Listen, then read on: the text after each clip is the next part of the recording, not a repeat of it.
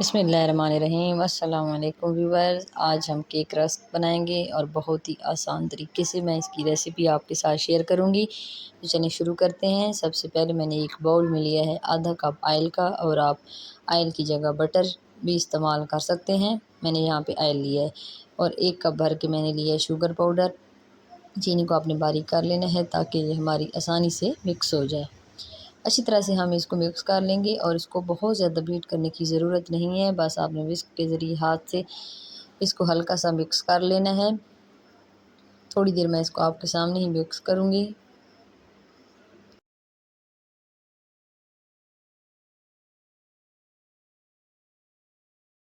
Sugar हमारी mix हो चुकी है और अब मैं इसमें डालूँगी अंडा। अंडे हम इसमें 3 अदद डालेंगे और एक एक करके हम बारी बारी मिक्स करेंगे। सारा काम मैं आपके सामने ही करूँगी ताकि आपको अच्छी तरह से इसकी रेसिपी समझ जाए और कोई भी पार्ट आपने मिस नहीं करना, ताकि आप मुकम्मल रेसिपी इसकी जान सकें। तो ये अंडा पहले हम एक मिक्स करेंगे। जब ये अच्छे से मिक्स हो जाएगा तो फिर हम इसमें बारी बारी बाकी के 2 अंडे भी शामिल कर देंगे। अब मैं इसमें दूसरा अंडा शामिल करने लगी हूँ। इसको भी इसी तरह से हम मिक्स कर लेंगे।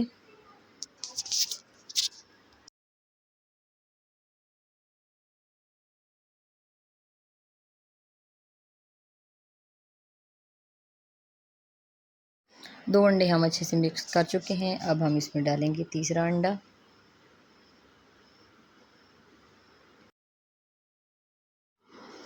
आपने भी इतना ही बीट करना जितना मैंने किया है, और हाथ की मदद से करेंगे तो ज़्यादा अच्छा केक बनेगा। इसी तरह बस आप इसको मिक्स करते जाएं। जब ये अच्छे से मिक्स हो जाए तो फिर हम इसमें बाकी के इंग्रेडिएंट्स ऐड करेंगे।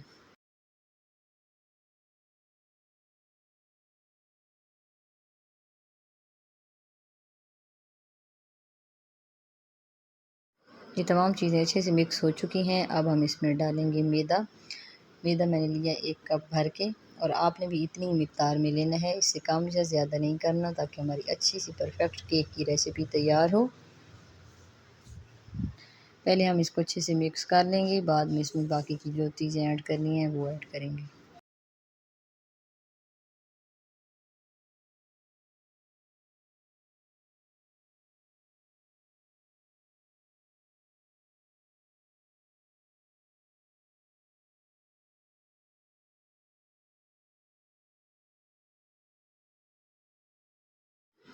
ये तमाम चीज़ें मैंने मिक्स कर ली हैं। अब हम इसमें डालेंगे 1.5 टीस्पून भर के बेकिंग पाउडर का। बेकिंग सोडा आपने इस्तेमाल नहीं करना, बेकिंग पाउडर आपने ऐड करना है।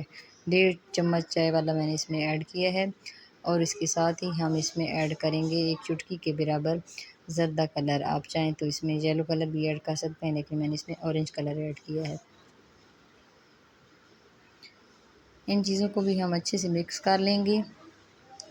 तकरीबन 1 से 2 मिनट तक हम मज़ीद इसको मिक्स करेंगे, ताकि कोई भी इसमें गुठली वगैरह ना रहे।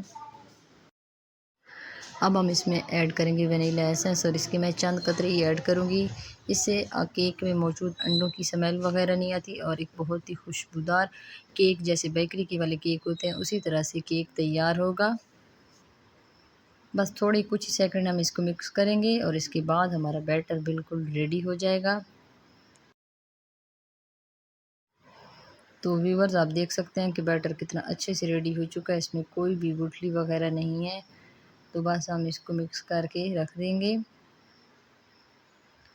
अब हम केक पैन लेंगे और उसमें ऑयल थोड़ा सा लगा देंगे। बुरुश है तो बुरुश की मदद से या फिर हाथ की मदद से आप इसको अच्छे से फैला लें।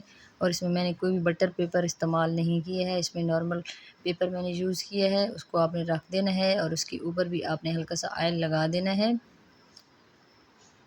मैं आपके साथ आसान से आसान रेसिपी शेयर कर रही हूँ, ताकि आप घर में मौजूद चीज़ों से आसानी से केक बना सकें। अगर आपके पास केक पैन नहीं है तो आप इसकी जगह कोई भी बर्तन इस्तेमाल कर सकते हैं। और अब हम इसमें तमाम बैटर ऐड कर देंगे। बैटर ऐड कर देने के बाद हम इसको हल्का सा टैप कर देंगे, ताकि इसमें कोई भी एयर बाकी ना रहे। अब हम कोई खुला सा बर्तन लेंगे जिसमें बआसानी से हमारा केक का बर्तन आ जाए। उसमें हम स्टैंड रख देंगे। आपके पास अगर स्टैंड नहीं है तो आप कोई भी बर्तन उल्टा करके रख दें और इसको अच्छे से गर्म कर दें। इसका जो सुराख था मैं उसको भी बंद करी, ताकि अच्छे से भाप हमारी इसमें जमा हो जाए। तकरीबन 5 मिनट मैंने इसको अच्छे से गर्म किया है और अब इसमें मैं केक रख रही हूँ और इसको तकरीबन हम 45 मिनट तक हल्की आंच पे बेक होने के लिए रख देंगे।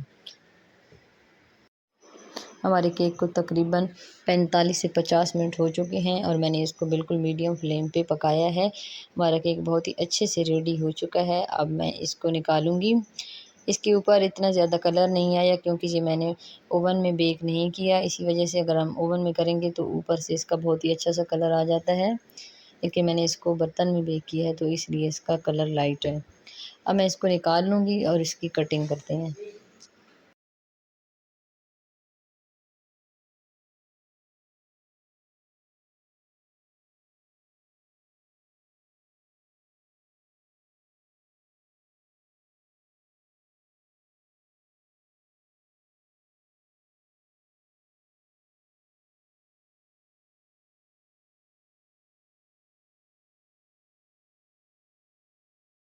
तो चलिए अब हम केक की कटिंग शुरू करते हैं। तो सबसे पहले आपने दरमियान में से काट लेना है। हम इसकी 4 हिस्से करेंगे।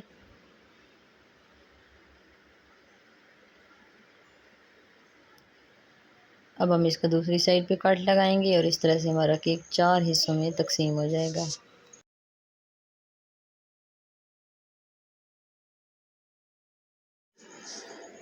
तो व्यूवर्स आप देख सकते हैं कि हमारा कितना बेहतरीन केक तैयार हुआ है और बहुत ही सॉफ्ट है, और आपको इसको इस तरह से भी इस्तेमाल कर सकते हैं, खा सकते हैं और एंजॉय करें।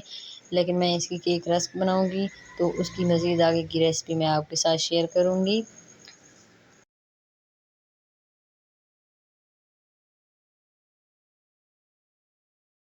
और अब मैं इसकी कटिंग शुरू करूंगी। इसको मैंने केक रस्क की शेप देनी है तो मैं पहले इसकी एक हिस्से की कटिंग करूंगी और आपने इस तरह से हल्के हाथों से इसकी कटिंग करनी है।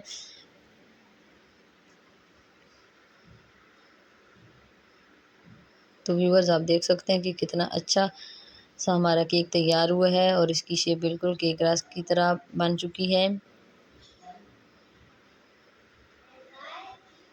बहुत ही ज़्यादा सॉफ्ट और नरम है ये।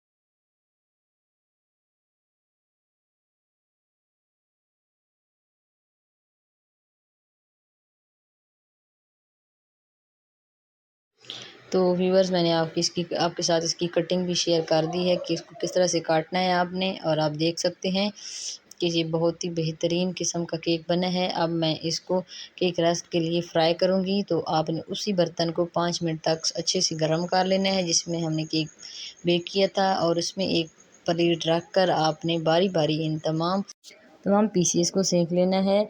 और आपने इस दौरान भी अपनी फ्लेम जो है वो रखनी है मीडियम टू लो। बहुत ज़्यादा हाई फ्लेम नहीं रखेंगे क्योंकि अंदर से भी हमें इनको ड्राई करना है ताकि ये अच्छे से अंदर और बाहर से ड्राई भी हो जाएं और इन पे बहुत ही खूबसूरत सा कलर आ जाए। तकरीबन हम 15 मिनट तक एक साइड से पकाएंगे और 15 मिनट तक दूसरी साइड से हम इनको पलट कर पकाएंगे, और जब इन पर अच्छा सा कलर आ जाएगा तो हम इनको उतार लेंगे। तो मेरी केक रस तैयार हो चुकी हैं। मैंने इनको अच्छे से सेंक लिया है और इन पर बहुत ही खूबसूरत कलर आया है। तो व्यूवर्स मेरी मज़ेदार सी केक रस तैयार हैं। आप इस रेसिपी को घर पे ज़रूर ट्राई करें, एंजॉय करें और अपना फ़ीडबैक कमेंट बॉक्स में ज़रूर